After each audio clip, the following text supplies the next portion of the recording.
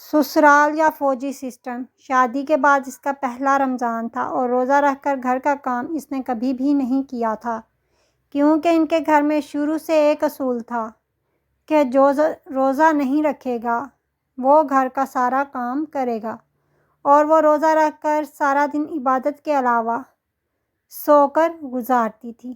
مگر شادی کے بعد جب ساس نے صبح سویرے اٹھا دیا کہ جلدی سے گھر کا کام کرو، تو اس نے فوراً کہا میرا تو روزہ ہے۔ ساس نے حیران ہو کر اس کی طرف دیکھا کہ روزہ ہے تو کیا کریں؟ 8 بجے سے پہلے گھر کا سارا کام مکمل ہونا چاہیے۔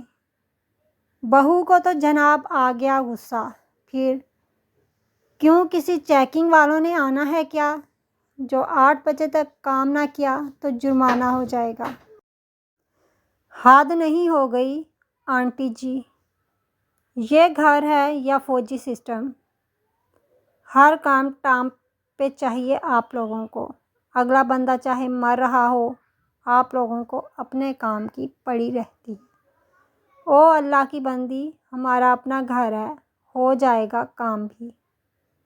اس طرح فوجی سسٹم تو نہ چلاؤ۔ میں تو کبھی رمضان میں اسٹوڈنٹس کو سوال نہیں سمجھایا کہ میرا گلا ہی نہ خشک ہو جائے، صرف ٹیسٹ لیتی تھی۔ جب دل کیا اٹھ کر کام کر لوں گی، آپ پریشان نہ ہوں۔ جائیں۔ شاباش، آپ بھی جا کر ریسٹ کریں اور اسے اپنا ہی گھر سمجھیں۔ زیادہ وقت کی پابندی نہ کیا کریں، اور اب خود نہ کرنے لگ جانا کام۔ میں جب اٹھوں گی مل کر لیں گے۔ جا آنٹی، یار سو جا، تیری مہربانی۔ اور بہو کے یہ سب الفاظ سن کر ساس بے ہوش ہو گئی۔ یہ سب شغل تھا، اس کی بہو نے فوراً اٹھ کر سارا کام کر دیا تھا۔ ایویں ٹرائی نہ مارنے لگ جانا۔